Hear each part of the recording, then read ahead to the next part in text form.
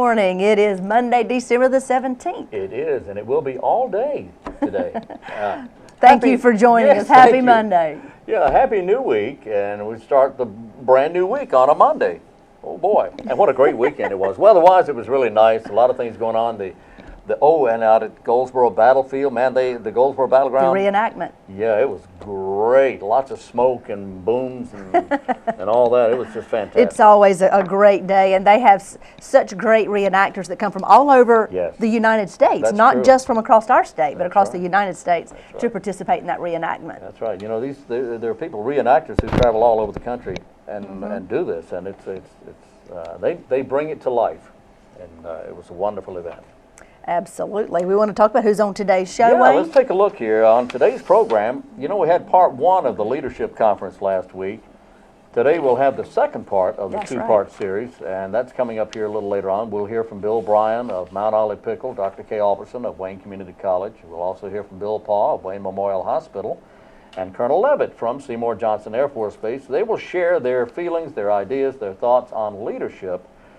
And today, they answer the latter two questions, right, the second half. They'll answer the last two questions.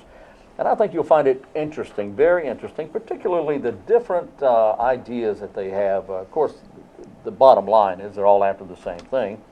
But in regards to leadership, I think you'll particularly be interested in Bill Paw's response to a couple of the questions. And you know, this is a program and a leadership seminar that was hosted by the Wayne County Chamber of Commerce, but also Leadership Wayne County, which is a program within the Chamber of Commerce. Exactly right. So this was a seminar they held, and they posed the same four questions to all of the guests that were there, the four speakers. And it was very interesting, the answers they came up with.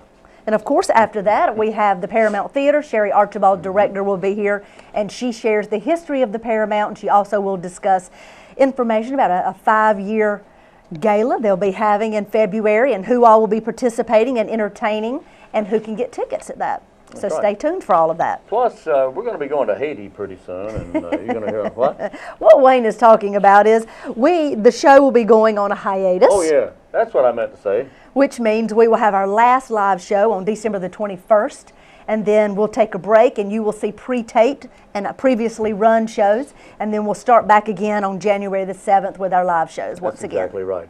In the meantime, tomorrow evening, the City Council meets, right? Or tonight, rather. Tonight the City Council will meet. At 5 o'clock, we'll have our work session, and that's in the conference room, the large conference room in the City Hall Annex.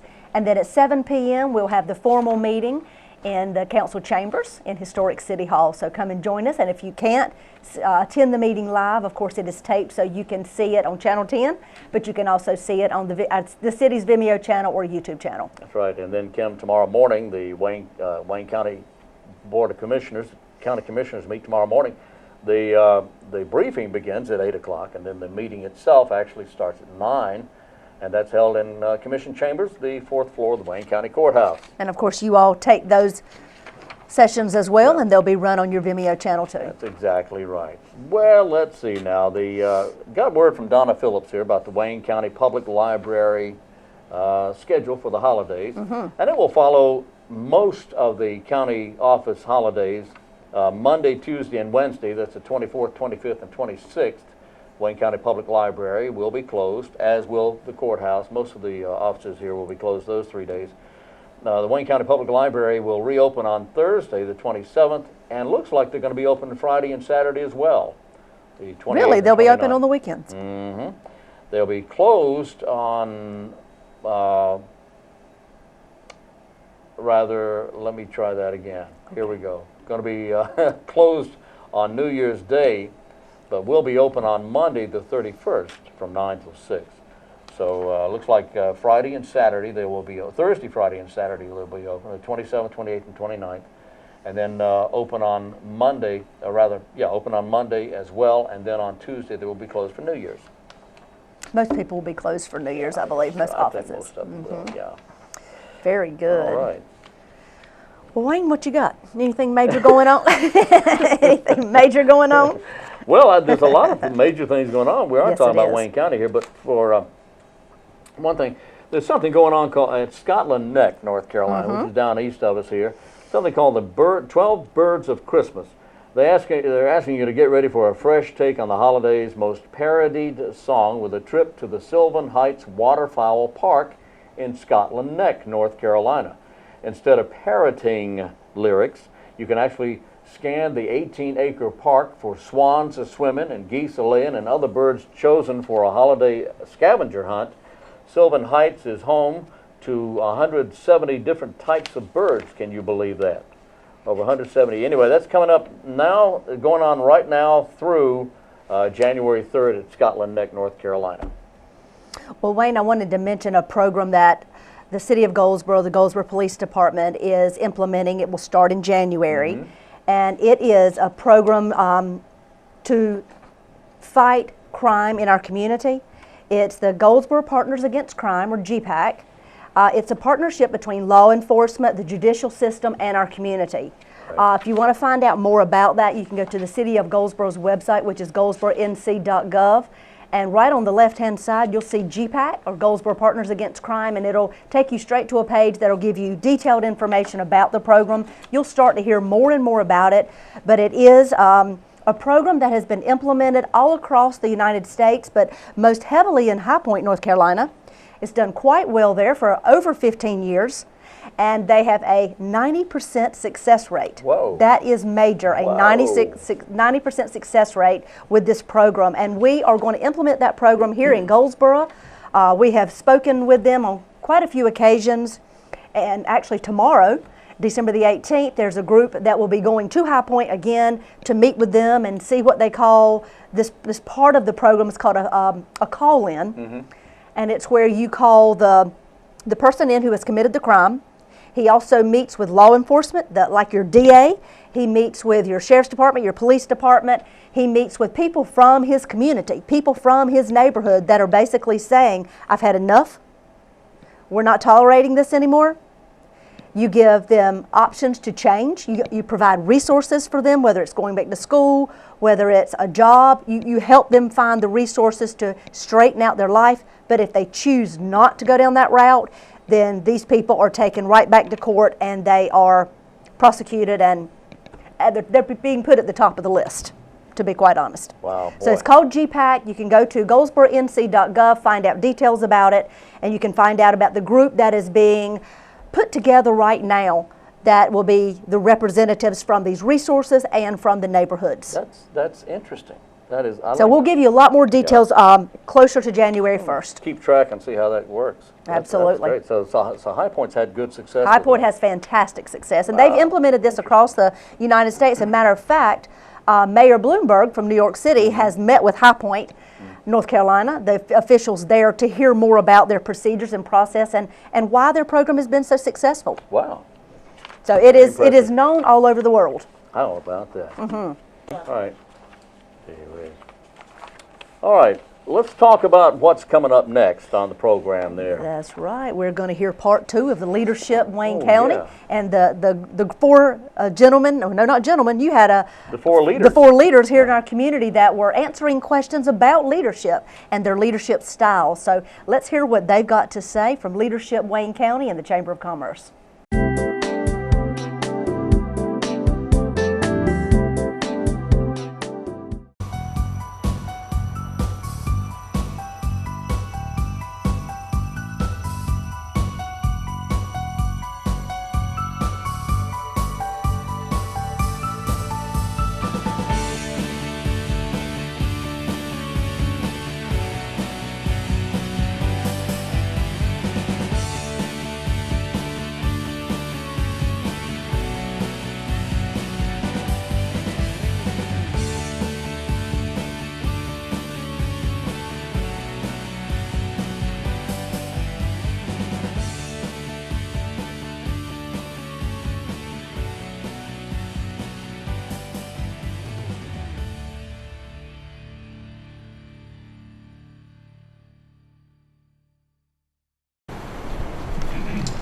Okay, question number 3.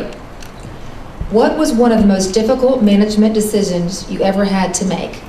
Did you stand by that decision? Do you stand by that decision today, or would you do things differently, and why? And we will start with Bill Paul this time. Okay, again, to frame the situation for you, this deals with back when I was working in contract management in hospital administration. And those of us that work at this level in a hospital, we work at the pleasure of a board. If you're in a contract management situation, that board feels like they need to go outside the community and have somebody from the outside come in and hire the administrator and this and that and the other. But you still work at the pleasure of the board. And what that means is that you need to be right in making your decisions, but you can be dead right when you make some of those decisions, and that it might not be a popular decision, and you may lose your job for it, and the board has the prerogative of doing that. And this particular situation was a situation where we employed the administrator, and he was doing the right things and this and that and the other at this hospital in Florida. There was an outside consultant from one of the big 8 firms, so that's going to tell you how old or how long ago it was in terms of accounting firms, that came in and was providing some assistance with the board and whatever. And at the conclusion of one of the board meetings, the board chairman came over to me and said, "I need to talk to you." I said, "Okay." He said, "Why don't you give me a call tomorrow?" So I gave him a call, and he said, I need for you to come see me. I'm going to go to my mountain home in the mountains of North Carolina. I need for you to come on up and see me. So, sounded pretty serious. That's what I did. Got up there, and the guy told me that some of the powerful leaders in the community had suggested to him that this CEO needed to be replaced, and he wanted him fired at the next meeting. He didn't want me to communicate with him prior to that meeting. He wanted me to come in and be prepared to have him clean out his desk and to have an interim administrator prepared that could come in for it. And as you know, I realize that that's part of it's one of the issues, that's one of the hazards that goes with the territory. And I also realized that this was the second largest account that we had, and that it was substantial to our company. But I was really troubled by it because the administrator had really not done anything wrong. The other consultant that had come in had not gotten the information that he needed. He was doing it from 30,000 feet, and he was about to disrupt this guy's life. And so, I'm thinking I got to go tell the guy that I work for that I'm in this situation, and if I don't handle it the right way, we're going to lose this contract. And it was interesting because I went in not to ask him what to do, but to tell him, you got a contract here that's in jeopardy, and you just need to know about it. Don't be surprised. And as we went through the conversation, he looked at me and he said, "What do you think's right to do here?" And I told him, and he said, "Do it." And that really didn't position our company too well, because what I did is I went back and I called the administrator and told him I'd meet him in the Orlando airport, and I did. And I told him what was going on, and I said, "Listen, you need to get the story out with the power brokers in your community about what you're doing, and not have somebody at 30,000 feet take this away from you." And he did. He kept his job, we kept our contract, and so it turned out to be a nice day, but it didn't have to be that way. And as I look back, that was one of the tough decisions. Would I do it over again? Yes. Probably was lucky I got away with it, but nonetheless, having somebody at that level in the organization that looks at you and says, "Look, you do what's right." I think that was important. That helped me grow as a leader, and it's something I'll never forget. In terms of my most challenging decision I've had to make, it's actually past, present, and ongoing decisions due to the nature of my job. Because being the wing commander, I'm the discharge authority, okay? We have many amazing airmen doing amazing things every day. But sometimes people are not able to adapt to the military way of life. We have a lot of rules. We have a lot of structure. and certain behavior is required. We have a lot of supervisors who do a great job mentoring, training, helping folks, because some of them are pretty young when they come in, and they need to grow up. And a lot of them grow up and do great things. But some of them don't adjust. And so when there's been a whole series of events of disciplinary action, and the person is obviously not adjusting to a military lifestyle, at some point, that discharge package will come up to me. And it's a pretty significant decision. You know, this is someone's life. They signed up, we're an all volunteer force.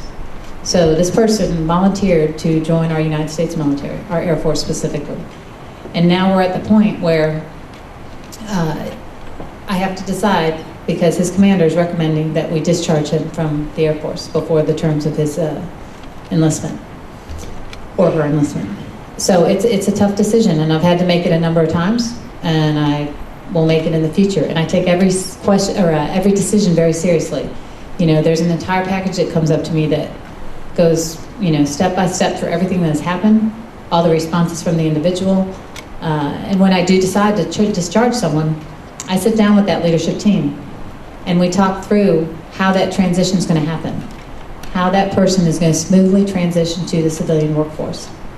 You know, because we want them to have a smooth transition and become a, you know, active participant, a contributing person in our society, and to look back and be proud of the service they did do, because they've all done good things in the military. Just sometimes they can't adapt. So I've stood by each of those decisions I've made, but every single one of them is very difficult. Outside of the people that work for our company, the most important asset that we have is the Mount Olive brand. It's important that our customers have confidence in that brand, that they appreciate the values that that brand reflects, and that they feel good when they see that Mount Olive brand. We try and nurture that. We've done it for years in the quality of our products, the way we treat our employees, the way that we participate in the community. In 1997, we had a group approach us threatening a consumer boycott of our brand. It was in the newspapers a good bit. Some of it you may remember it. It was the Farm Labor Organizing Committee. They were a labor union that organized migrant farm workers, primarily in the state of Ohio. They wanted to come to North Carolina and organize farm workers here. They threatened our brand if we did not agree to their demands. They had been successful with strategies like this in the 1980s with companies like Campbell Soup, H.J. Heinz. They had a number of relationships with churches, student groups, and others. The tactics could be very personal. We had to make a decision if we were willing to say no to their demands, and frankly, we didn't even know if we could get farmers to agree to the demand if we tried to. And then we had to make a decision how aggressively we were going to respond, because these type of things take a great deal of time. We did decide that we were going to decline their demands, and we made the decision that we would be very active in telling the story of Mount Olive Pickle Company. And that took a tremendous amount of time, for me personally and others, away from other things involved with running our business. We traveled extensively. We spoke to groups, mostly that were negative to our position. We responded to thousands of letters and emails and telephone calls. We took every opportunity to tell our side of the story because nobody else was doing it. It did take a great amount of time. I think it was the right thing to do then. I think it's the right thing that we did today. One of the things, I had a chairman of our board who was very supportive of the decision, but said that he would do it differently. And about a year ago, I ran into him again. He's retired, and he made the same comment, that he would have done it a little differently. And I don't think he would have put the time and effort into doing all the things that we did to get out and share our story. But he commented, he said, but it was very effective. You made the right decision. And my thought then was that, well, you may have been equally right in doing it the way that you would have done it. I think the important thing with that type of decision is to make sure that it fits you. and that it fits your values, and that when times get really tough, and when people are questioning the decision and you have a bad day, that you can be consistent, and you can follow through, and you can stay the course and achieve the outcome that you believe should be achieved by the way that you approach it. And I think it worked out well for us the way we did it. I think there might have been other ways to do it. And I would say to you, there are times when people in the organization question it, and you want to give them confidence.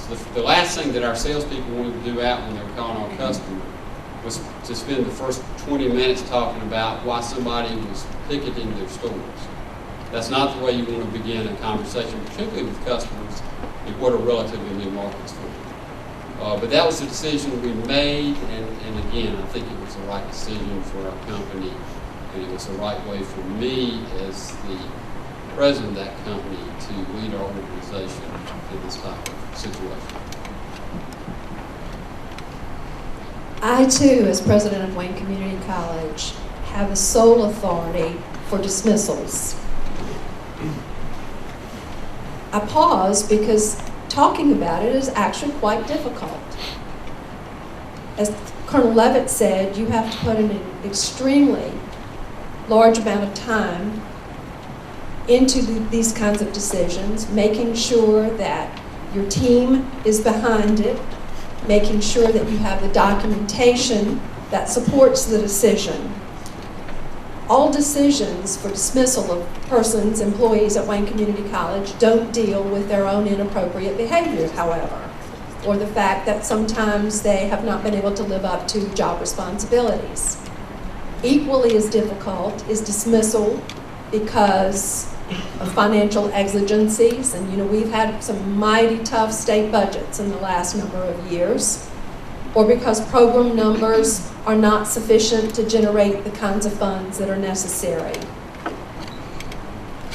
Even when the decision for dismissal is because of the person owning the problem, I still have great concern in having to bring them in and talk with them about it and letting them go.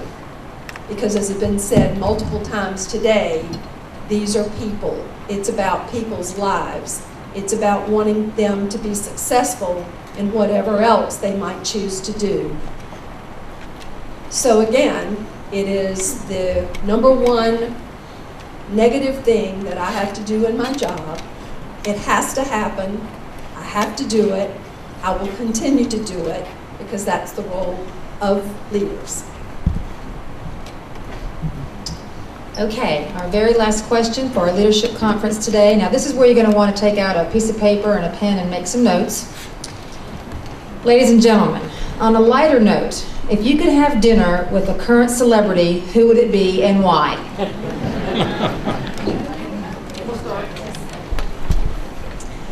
Okay, when it comes to popular culture, I'm pretty illiterate, to be honest.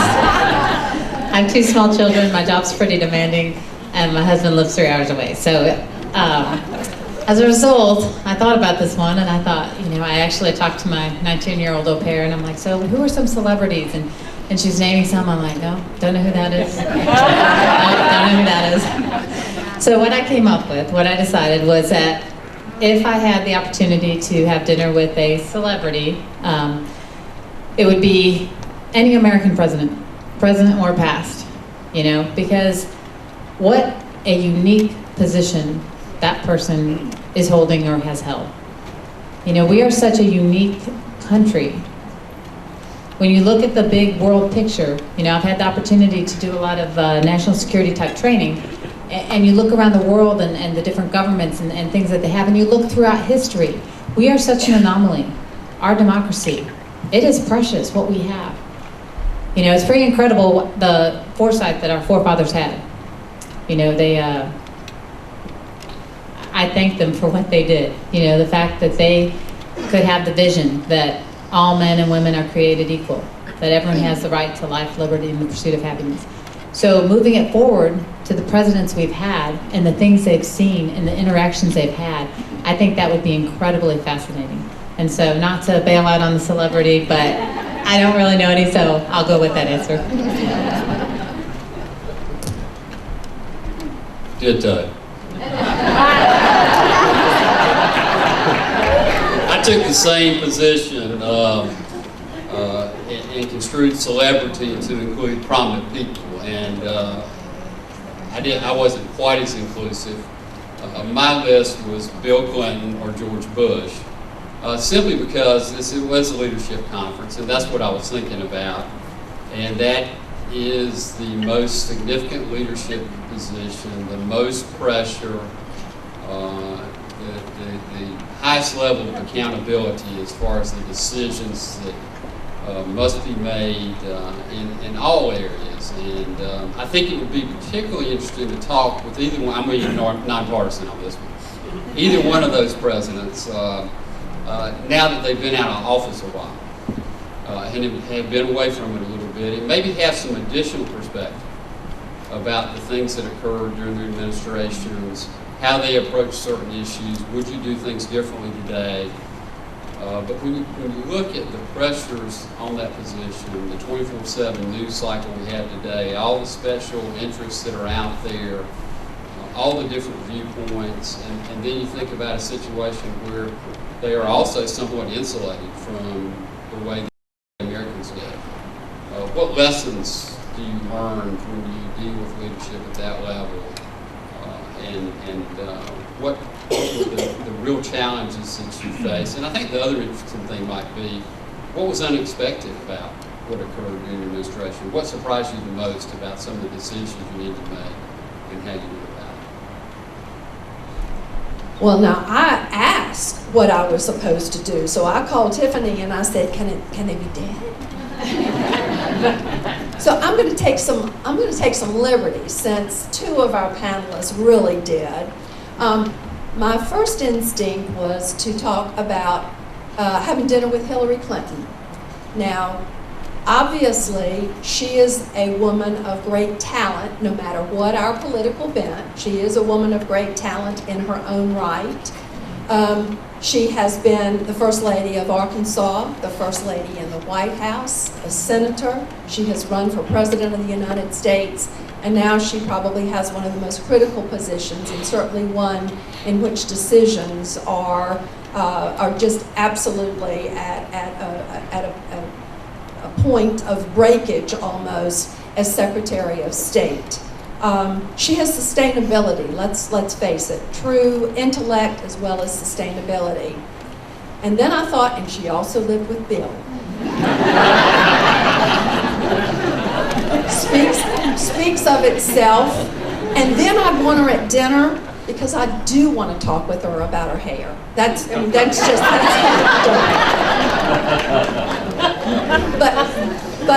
But again, I'm taking liberty. I have one other person, a female with great sustainability. And if you can start out as Gidget and the Flying Nun, and then you move to Smokey and the Bandit, and in 2012 play Mary Todd Lincoln with the depth of character that Sally Fields did, you really have some major talent. She's a pretty incredible actress, and certainly as a character actress has held her own. You know, it's not always kind for women in the entertainment field, but she has shown that she can rise above just being beautiful, but to be a real character. So I could have quite a dinner with Hillary and Sally, don't you think?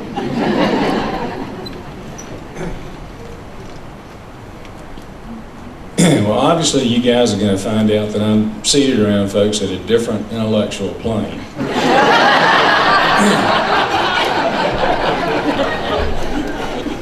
But for me, I think it's important that you don't take yourself too seriously all the time.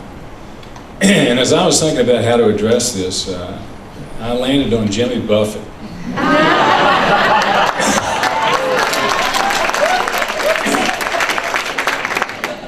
And I thought that anybody who could come up with song titles like "There's Nothing Soft About Hard Times,"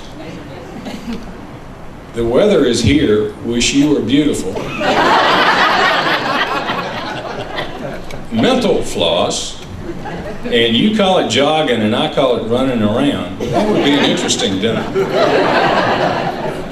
But he has his more serious side in terms of, if you listen to some of his songs and some of the lyrics, you might learn something from them. One of them that captured my attention many years ago. That's what living is to me. Be good and you will be lonesome and you will be free. Live a lie and you'll live to regret it. That's what living is to me. So you might learn something from some of these folks too. So, Jimmy Buffett.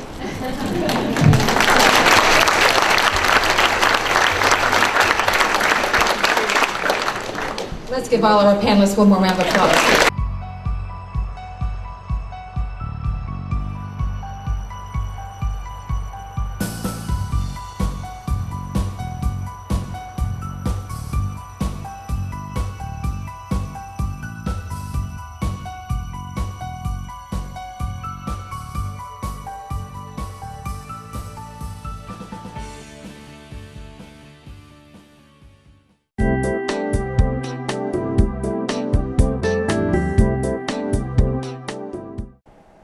Well, I tell you what, here we are in Margaritaville. That was so funny for That him to was say funny. Jimmy Buffett. How unexpected. I know. That was really unexpected, but you know, he was right on target with that. And of course, I'm a fan of Jimmy Buffett's as Me well. too. Are you a parrot head as well? Well, not about that far, but but I do really like his music Yeah, a lot. I like his music too. But and he's right. Buffett has a kind of an odd way of writing, Yeah. and his titles are some of them are really out there, but he does get very serious about some things. Oh, yeah. And he can get very serious in some of his music. So that was. Oh, absolutely. But it was enlightening and it was enjoyable, and I'm glad we were a part of that and that we were there. I'm glad we could share it. I know it was great. It was great. So way to go there. Well, let me pose that question to you. If you could sit down with any celebrity, Oh, God. who might that celebrity be, and why do you think would be your pick? Or why Well, are they your pick? For one, Elvis, Ronald Reagan, George Washington, And the list goes on and and the on. list goes on. I could go on. Tell me why those. Why those? Well, Mm-hmm. because Elvis was more of a talent than most people give him credit for. And I'd like just to know where his head was and what he was thinking when he was first getting into show business. Mm-hmm. He always wanted to do movies. Right. And B, where he was at the end of his career. That's what I'd be And, interested in knowing. Very much in what Why his thinking and- was and- yeah. and how he had progressed in his thinking. Reagan, of course. I think he's everybody's pick. Yeah, you know, Reagan he's- is a hero of mine. Absolutely. But so is George Washington a hero of mine. I mean, there's so many ways our country could have gone. But he was, speaking of leadership, Right. he was a great leader, and again, people do not realize the leadership that Washington presented to our new Oh, yeah. nation. He Oh, and yeah. so many others, and in fact, you know, the thinking in general was that when our nation was new and we were just getting underway and just getting started, that everybody was just all happy and giggly. Right. You know, hey, that's fun. We're just going to have a good time. We're going to put our great nation together. It was not like that at absolutely all. not, no. There was a lot of bickering. There was a lot of fighting. There were a lot of different ideas A lot of being compromises bandied about. that were A lot finally of- made. Yes, indeed. And it was not a happy time at all for many people. It was just it was time of sacrifice. It was time for there was a lot of as you mentioned, a lot of compromise. It was just interesting times, and I think Washington just kind of rose above all that and said, "Here's the way that I see our nation going." Right. But it was not only him. There were so many other people as well, and it was Patrick Henry, of course, was a great leader, and George Mason. But there were so many great leaders of that time, and we could have gone in any direction at all, any direction. But we became the nation. We became strong, and the world leader that we are. Oh, yeah. We're living in trying times right now, as a matter of fact. Oh, absolutely. And I really feel that people should be aware of the trying times in which we live, and you should do your homework. We're still the most wonderful nation on earth, the greatest nation on earth. No doubt about it. And I think people should be aware of where we are and what we've been through, and if we don't pay attention, the direction we could take might be the wrong one. yeah, So you're right. people need to be aware of what we're going through right now. You know, and it's so funny to hear you speak. a lot of the people that you just listed as people you would like to sit down and meet, that all ties right back into your love of history and you know, all the battles that were fought, and you know, you're just a big history buff, and all that sort of ties back together. It's interesting. It tells a lot about a person, you know, as to who you would want to sit down with and who you would want to have conversations with and learn from. Oh, there's so many others as well. Yeah. I like to talk to Mahatma Gandhi. I'd like to talk to Jesus. I'd like to talk to Buddha. I'd like to talk to so many others as well. It's just, there's so many ways, so many different ways you could go with that. Oh yeah, oh yeah. Well, I was talking with Barbara off camera earlier. You know, I've got a long list too, and they're all varied. Yeah. In who I look up to, who I respect, who I would like to have conversations from and learn from, and some of those, you know, that may or may not be with us now. Right. But people like Audrey Hepburn. Oh yeah. People yes. like, I mean, you know, she's Hepburn. just a great actress, but she was just such a smart lady. Jackie Kennedy Onassis, loved to learn from her. Yes. Princess Diana, would love to have a conversation about how her life changed so dramatically from being a relatively normal individual to marrying into royalty, and how she had to deal with all the day-to-day controversy, and how she had no private life or very little private life, how she dealt with that through the years. Diane Sawyer. Oh yeah. She's a huge fan of mine. You know, I admire her, respect her, and I was, you know, looking up a little bit of information about her and how she went from actually a beauty queen as a youngster to an evening news anchor. You know, she worked on the CBS News back in 1978. Right. She was the first woman correspondent on 60 Minutes. That's true. She, you know, that was unusual. That was the first time that any woman had held a major place in news. You know, it was the first time she had been a co-anchor for ABC's Good Morning America. But when she was young, from Kentucky, she was she was a young girl who was crowned Junior Miss America. Yeah. You know, so she had ambition, she had poise, she had grace, she had elegance, but she had brains, she had willpower. She set goals for herself and was determined to reach those goals. I don't know, I just think she's a great correspondent, and think she's a great person for young women today to look up to. Oh yeah, you're right. You're absolutely right. And we have to have really good role models, I think, for our children. You have to be strong individuals, and you have to set good morals for your kids. And we could sit here and preach all day. But yeah, let's see now. Julia Child, I'd love to talk to her because she was a war hero before she was a cook. Condoleezza Rice, I'd love absolutely. to talk to her. She's wonderful. Hillary Clinton would be such an interesting person to talk to. She would be interesting, yeah. All right. Just be interesting. You know what? The show's only an hour long, and we could sit here and talk about this all You're day. exactly right. You're exactly great. right, and we'll move on. Okay. Let's see. If we must. I think we must. And I think actually, up next we have the interview, I believe, with Sherry Archibald. She's going to talk about the history of the Paramount, and she's going to talk about the gala that's coming up. That is the big celebration of the 5 years since the Paramount has been rebuilt. So stay tuned, and let's hear more from Sherry Archibald.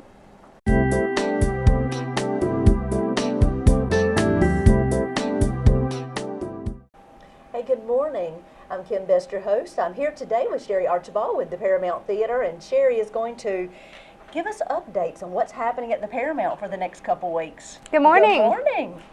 Well, January you usually think of as a time for slowing down. But not at the Paramount. And it is a little slower than the last 3 months, which has been very hairy, which is a wonderful problem. Exactly.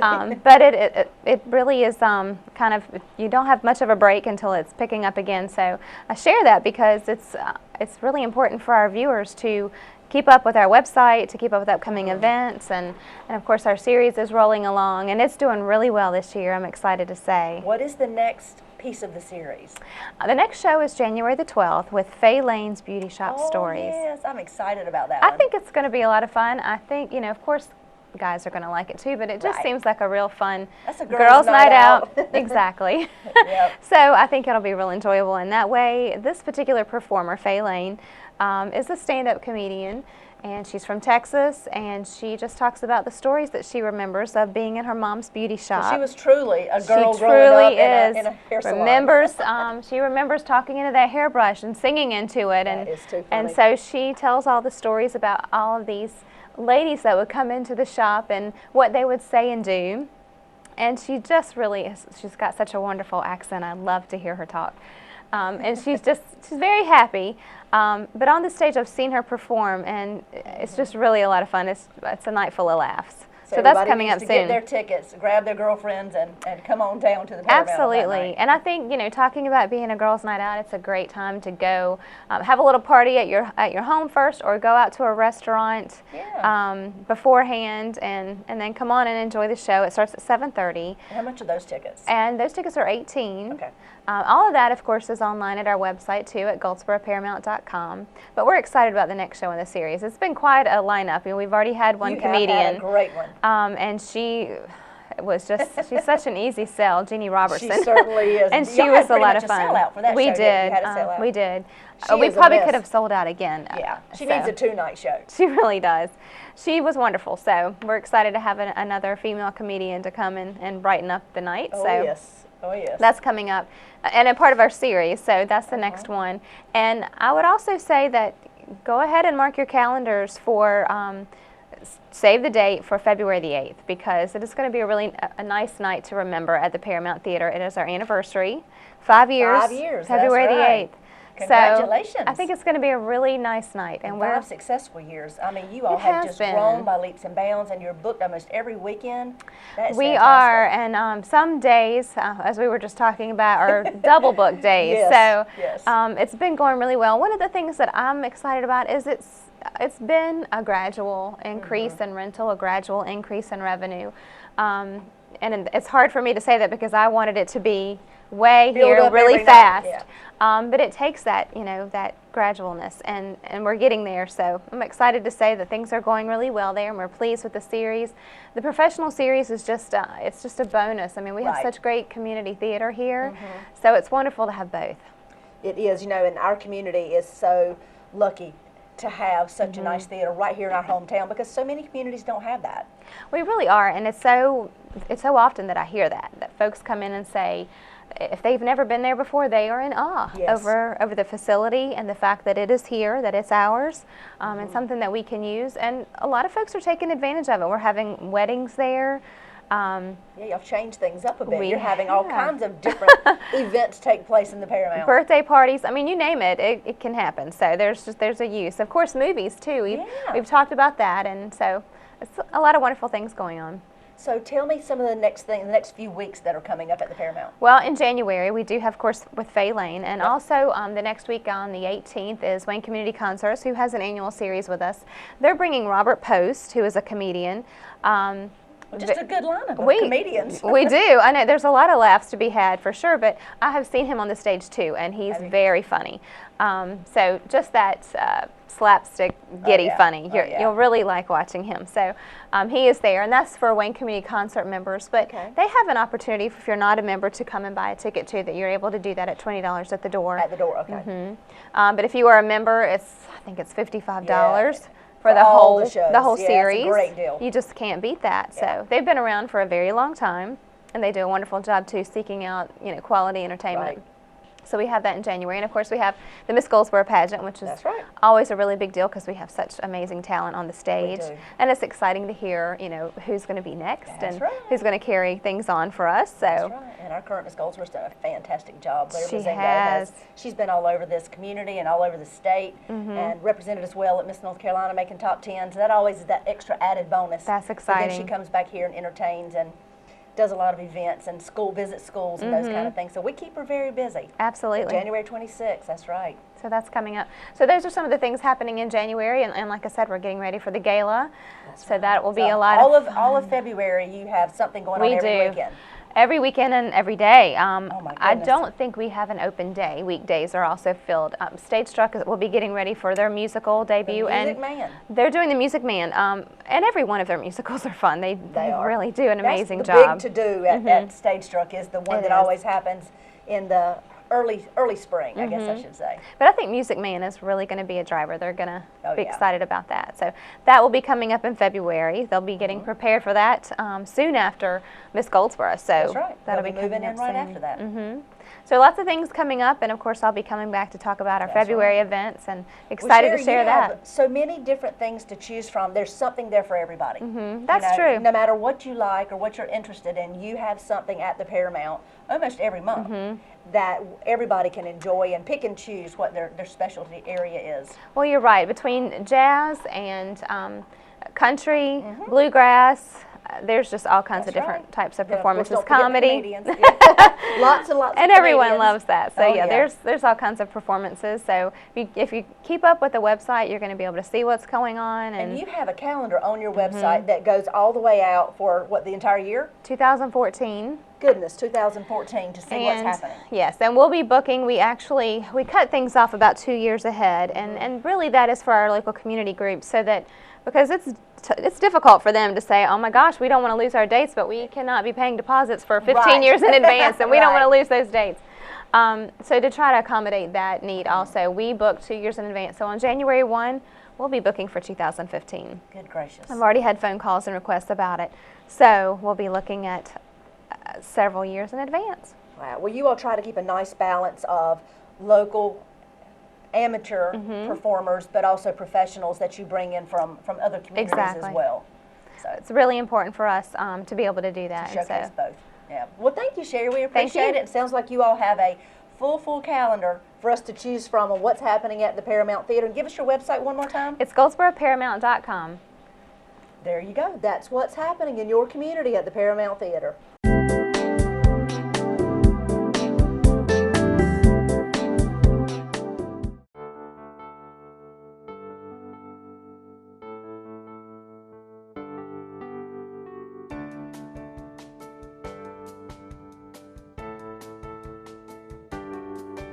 I invest in United Way to give back to the community because there are so many people that need help. Please join me in watching how your investment has impacted the Wayne County community. I'm too close to heaven and I can't turn around.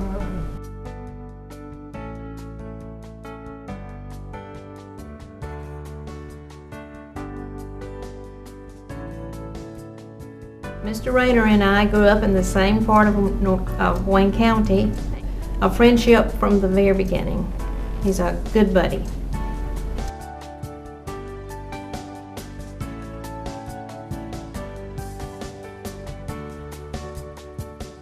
They help people who can't go out and help people who can't cook for themselves or no way to get food. So that's why it helps so much. They need to know somebody that's on their team. They need to know somebody that believes in them, somebody that's rooting for them to do well, and honestly believes they can.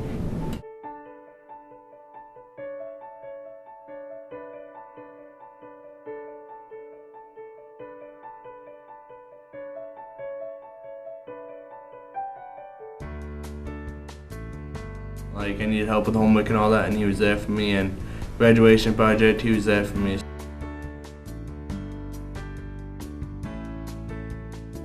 Without a great coach, you're not going to have a great team. You're not going to have people graduating. And he's like a great coach to me. He provides students with more than what they need to pass. He provides, a lot of times, foundation that the kids do not have at home. And I think that is very important. And I honestly believe it's because these kids know that I care about them. You know, I would not be here if I didn't. By investing in United Wayne, you are actually giving schools a person who really cares.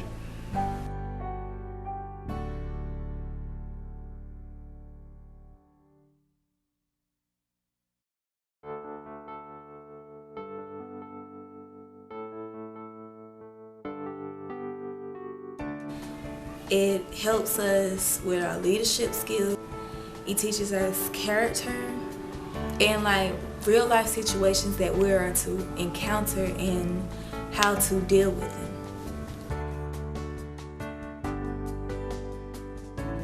them. Before Angelique participated in the Smart Moves program and becoming a member of the club, her attitude was it was going downhill. She was disrespectful to her mom, disrespectful to some of the staff here. After being a part of the Smart Moves programs, her attitude has improved. She's willing to help out. I believe that the Smart Moves program that's offered here at the club has given Angelique the tools needed to succeed in life, to build a solid foundation as far as her growing up as a positive role model in today's society. Investing in United Wayne, you're investing in me. It has given me the chance to be a leader and be a positive role model to all the other people around me.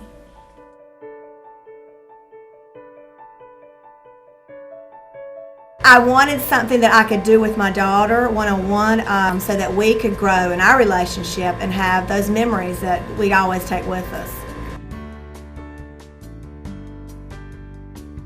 Now as they're getting older and they understand the impact they can make for the community, to start really getting involved. Being well-rounded, going through the CPR courses that they're going to be taking, so they can help somebody, that maybe one day they can be that hero that saves somebody or makes a difference in somebody else's life. I think it's affected me for the better. I think it's made me a better person. I think I'm more aware of the things that are going on in my community and the way that I can help impact.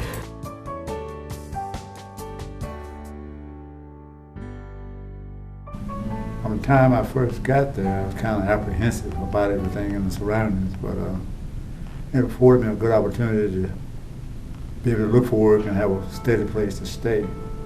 Because it's a good safe haven, and the people that work there really care about you.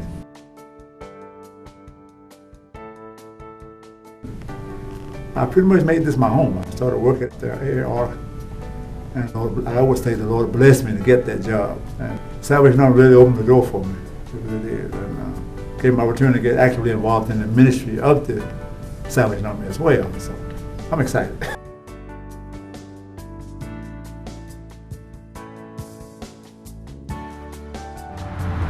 I am United Wayne. We are United Wayne. I am United Wayne. We are United Wayne. I am United Wayne. We are United Wayne. We are United Wayne. We are United Wayne.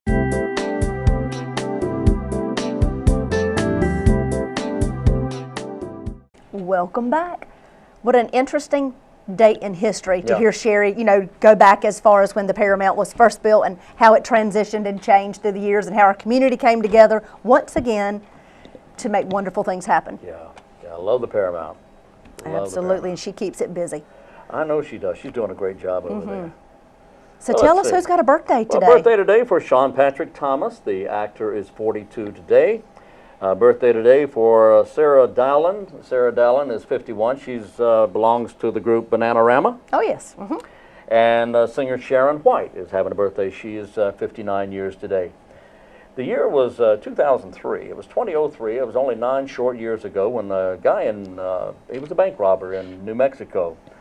He went to have his conviction overturned. And he went to court and said, you know what, I need to be found not guilty of this crime of robbing the bank. Because he said it was because of the absolute idiocy of the crime. It proved that he was just too intoxicated at the time to be responsible. So he felt he should be innocent, found innocent. They didn't buy that at all. I wouldn't think so. You're going to stay in jail. I wouldn't think so. But it was actually interesting that somebody would bring that up as an argument. Well, I was drunk, and I was it was not very bright at all. Obviously, he wasn't thinking very clearly then either. That's right. Good point. What you got? I want to give you the holiday schedule for the city of Goldsboro. We will observe Christmas holiday on Monday, December the 24th, Tuesday, December 25th, and Wednesday, December 26th. All sanitation service scheduled for Monday, December 24th will be serviced that day. There are no schedule changes from Monday, December 24th. All sanitation services for Tuesday will be serviced on Wednesday, December 26th. City of Goldsboro will observe New Year's on Tuesday, January 1st. All sanitation services that are typically scheduled for Tuesday, January 1st, will be serviced on Wednesday, January the 2nd. Most of the Wayne County offices, there's some exceptions, I won't get into those, but most of the Wayne County offices will be closed on Monday, Tuesday, and Wednesday. That's Christmas Eve, Christmas Day, and the day after. Most of them will. The Wayne County offices will also be closed on New Year's Day. That's Tuesday the 1st. Some of the offices will be open on the 27th.